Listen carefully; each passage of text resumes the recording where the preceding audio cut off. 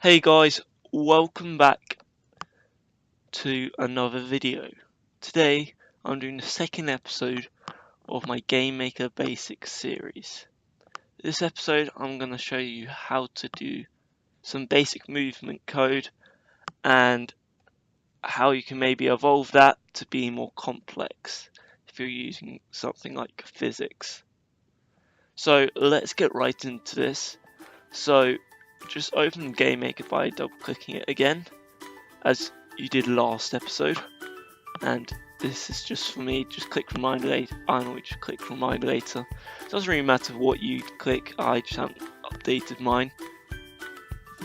So just let it open. Normally it should be down here. So GameMaker Basics 1 is there. We're going to create a new project and I'm going to have it in that location. So I'm going to call this GameMaker Basics #2. So this is going to be the second episode. So let's create this, and there you go. If you didn't see the last episode about what each of these do, please check that out. That will be in the description down below. But this episode, we're just going to start making a basic game with some basic RPG movement. So what you want to do is just click the Pac-Man sort of button and just click on that, and then if you didn't see last episode, you just start with SPR because that's the first three letters of this folder, and we're going to name it SPR_player. Now after that we're going to click edit sprite, click this paper sort of icon to make a new sprite, and we're going to have the width 32 pixels by 32 pixels. After that just click OK, double click to open the file. I need to change my transparency.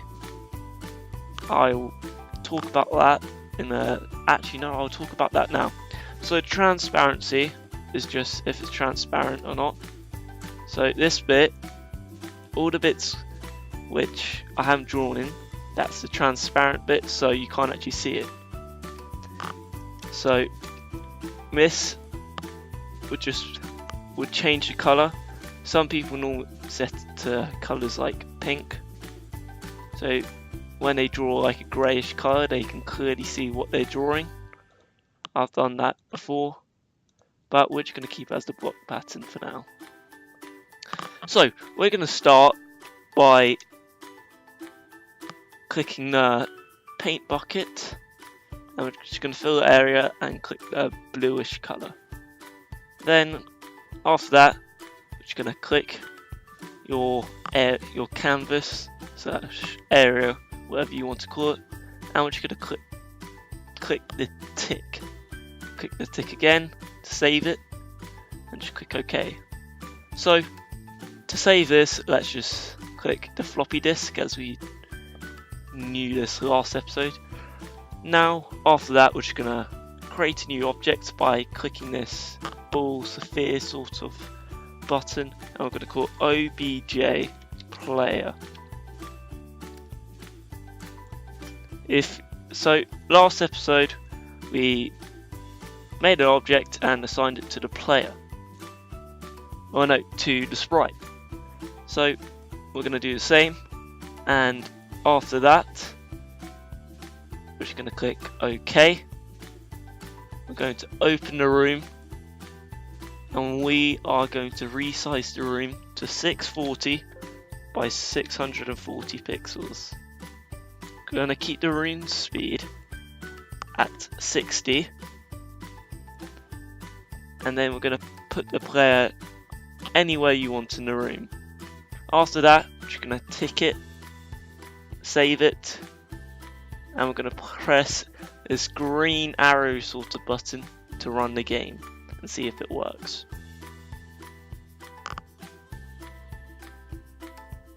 So now, as you can see, you've got your player onto the screen. at the moment, when you press any key, you won't move anywhere. That's because we haven't actually put any input in. So now we want to put in some input. So let's close the window, and let's actually go into Global Game Settings, Windows, Graphics, and untick Interpolate Colors between pixels. We only do this because if we are doing a bigger sprite, it would look terrible because the pixels wouldn't look that good and have that clean finish. So now we want to open the player again by double clicking it, and now we're going to add a new event by clicking Add Event.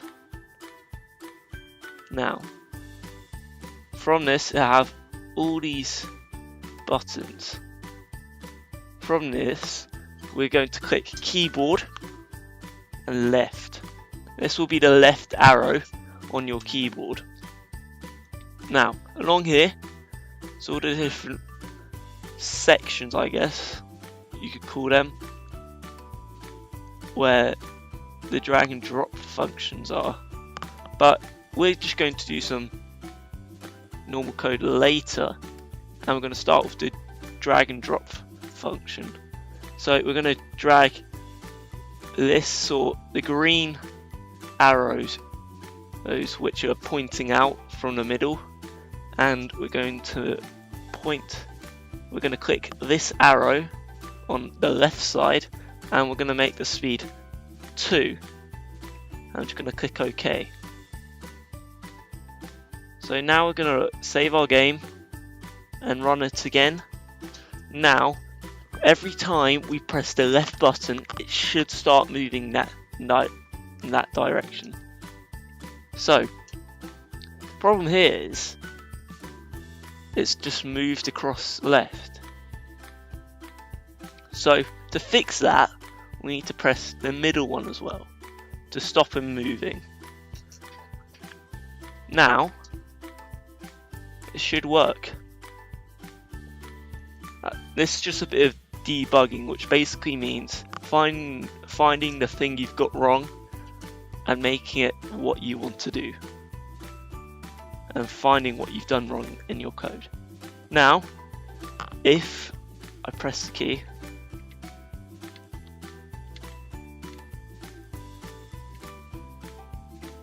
it should work. So now if we duplicate this for the right one, we just want to change it so it's the right arrow. So click OK, and let's test our game.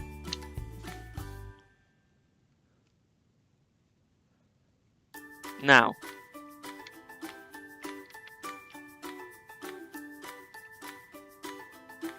as you can see, we can move to the right, move to the left with ease. Now let's make a new event and click up. Let's go in, let's stay here where you were and just move this in, do the same things we are doing. So I'll do that, do up, OK, duplicate that event by right clicking it and clicking duplicate event, clicking keyboard and down, and just change it to down. OK, just click OK, save it, and let's play our game again.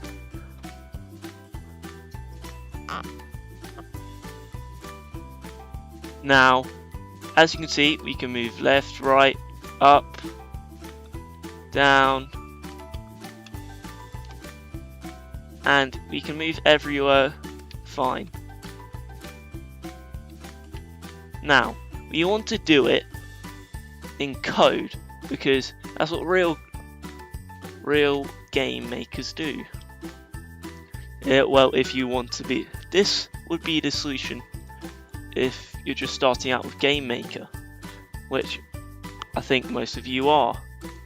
So to make it a bit easier and put in more things into your code, with it being easy to read, we're going to put in some code. So we're just gonna right click this and click delete,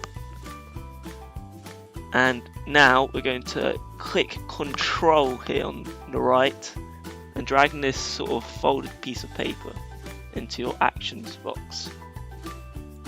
Now remember we're in the left pressed event. So now we're going to add it, so when we press the left key we're going to move 5 pixels to the right. So now we're going to just do X, because X coordinate is horizontal. If I show you on a graph quickly, so let me just show you on a graph. The X would be along here because that's horizontal on a graph. So now X would be plus equal to 5. So what we're doing here is we're adding 5 to our current position. So if you just tick it and do that for the right key press by copying and pasting it there, and doing the exact same thing we did with the left pressed event, and just pasting it there by right clicking and pasting it, and actually we've done something wrong in the left one. We've done it for plus.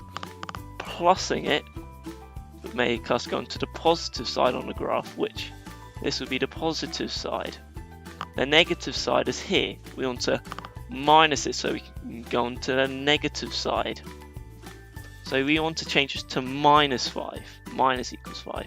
And the right one you can leave as plus equals 5.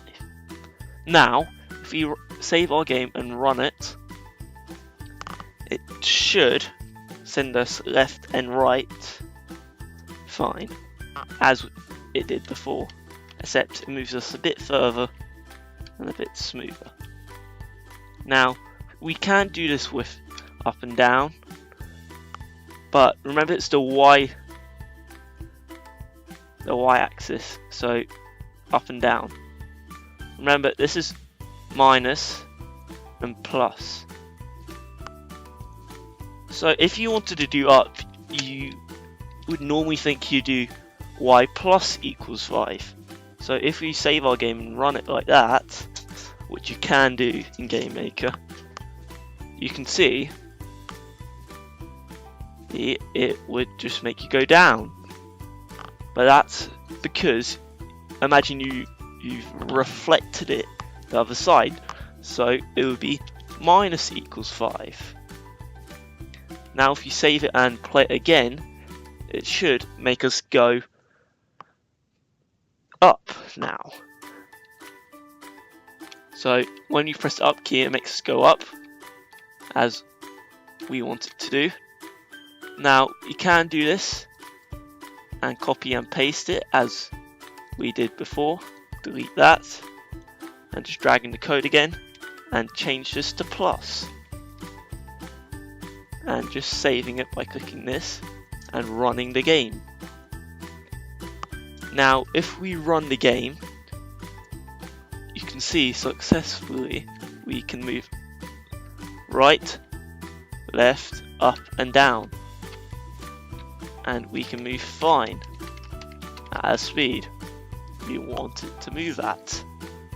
So thank you for watching, guys. I hope you did like this video. If you did, subscribe, like, do whatever you want to show your support on my channel, and I'll see you guys all later in the next video. Goodbye.